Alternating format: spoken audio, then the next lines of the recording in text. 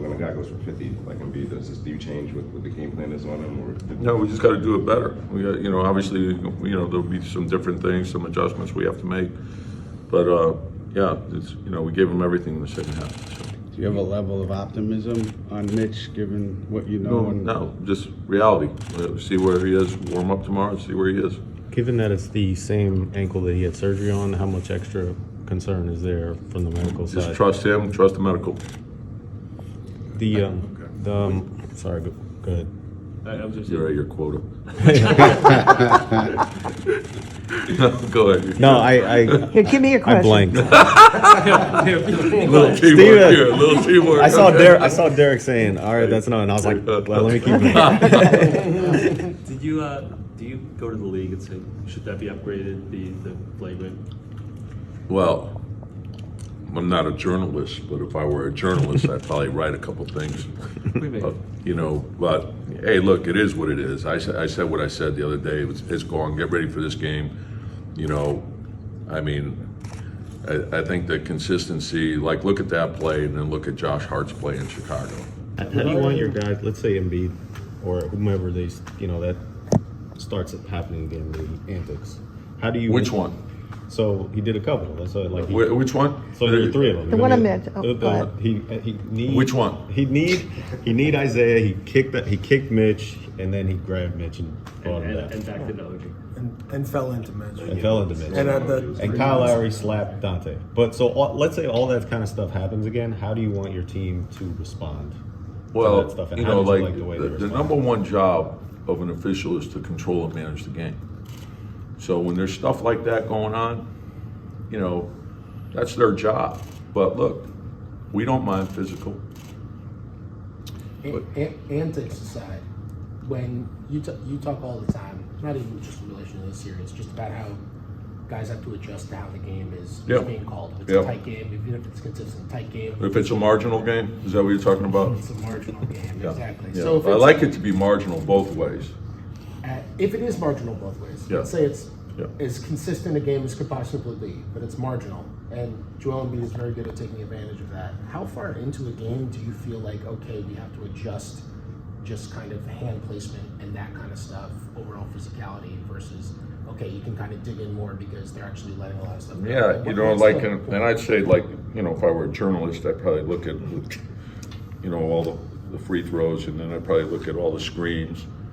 That's probably what I would do if I were a journalist. Tom, if you want to byline in the Athletic, yeah, I'd like to take the day off too if you want to write for us. But, I mean, you can't. It kind of sounds like you can't depend on the officials. No, you can't. And look, you adjust to how the game is being called. And my thing is, it's not an easy job. I know that, and so I just want consistency. So if it's good, hard, clean fought competition, great. If it's not? If it's tight, it just has to be tight both ways. It can't be tight one way, and so you can't say one guy's drawn fouls and the other guy's not. And then you go through the tape and you say, like, come on now. Come on.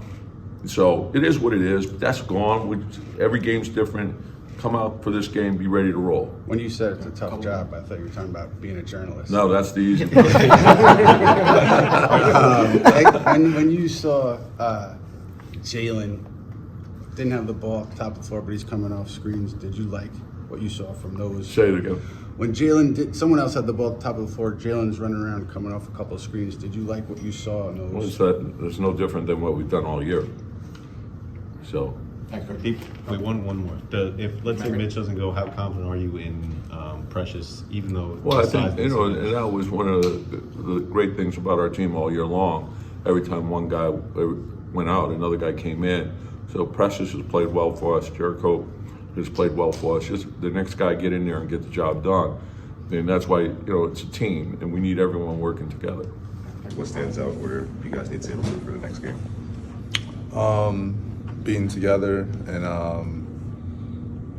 reading each other on both offense and defense, and just being a step quicker to everything. Just most importantly, is just sticking together. you guys talk all the time about having to adjust to how a game is called, not just in this series, but in general. And even if it's totally well called, completely consistent across the board, some nights are going to be called tighter, some nights are going to be called looser.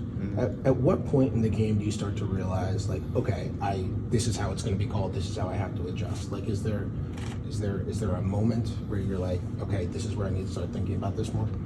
I would say probably during the actual gameplay, not me, I don't know, but during like a timeout, during like a in between quarters or halftime, or discussing as a team. And so sometimes you can adjust to it in game. Sometimes you need to just be reminded from either your teammates or coaches. So it's just depends on the situation. But yeah, you're always adjusting to something. Have you guys thought, I mean, obviously all the antics that happened in the first half, have you guys talked about how you guys want to respond to that as a team, or is it just something that... Yeah, I think, like I said, I honestly just think just sticking together.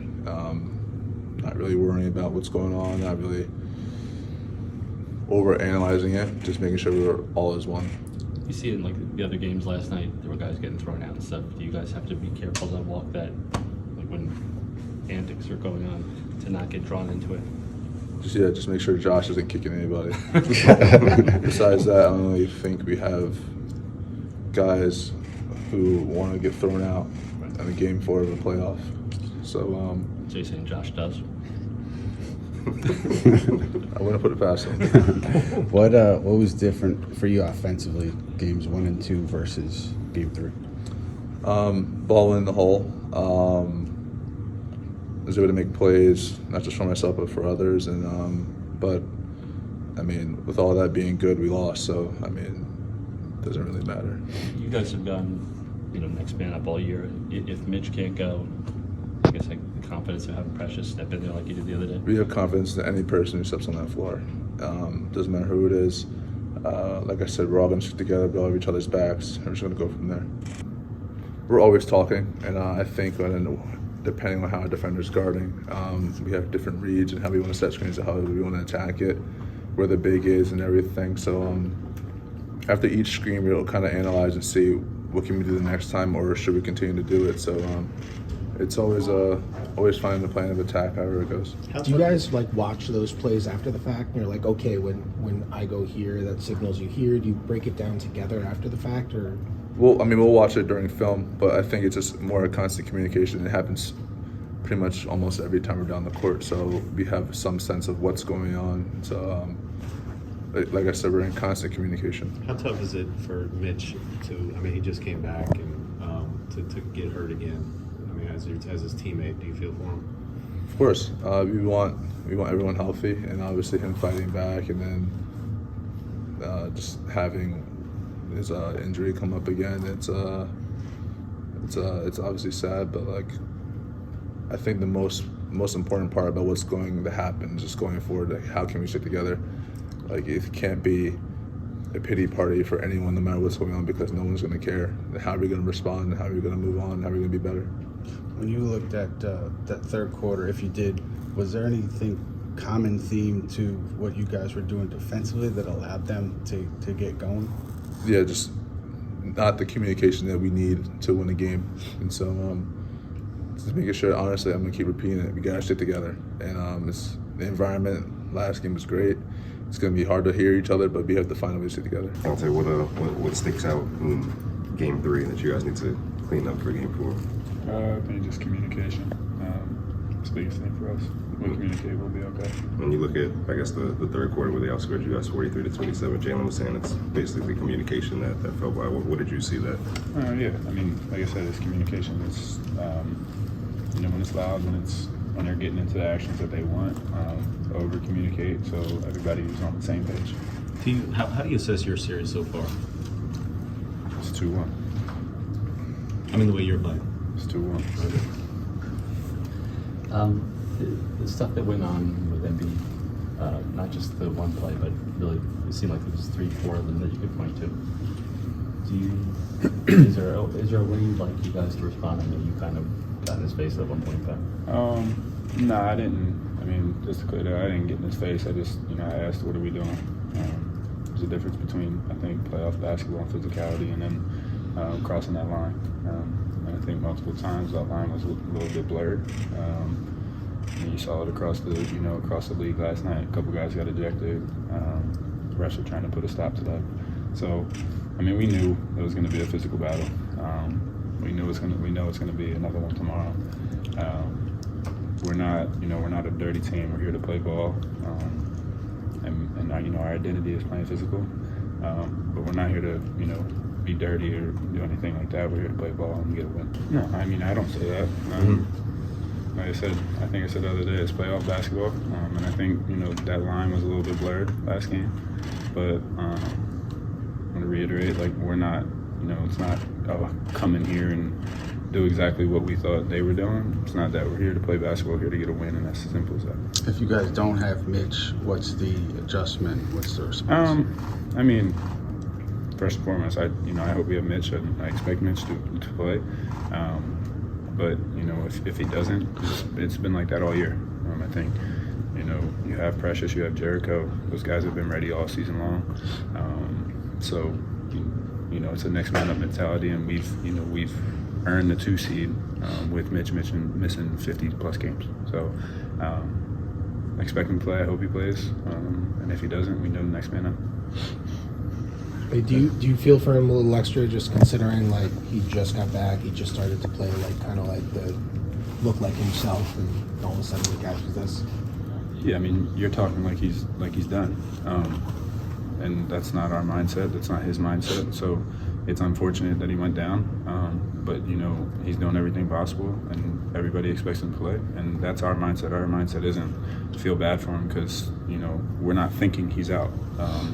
And he's not thinking he's out. So that's kind of our mindset. Do you bring anything extra, like in terms of experience? Because you went through a lot of playoffs with the just Bucks. The communication. Okay. Just different situations, just talking through guys. But everybody on this team is very willing to listen and willing to talk. I think that's the difference with this team and a lot of other teams is it's not, I've been here before, so listen to me. If somebody sees something, you voice it, and we work together to try to figure it out. I don't think it, it showed third quarter nonverbal. They 40 plus points. So you have to, we know what we're doing, but you have to over communicate it. You have to be loud. You have to be, early, loud, and often with your communication, and then you go from there. It clears up any miscommunication or lack of it.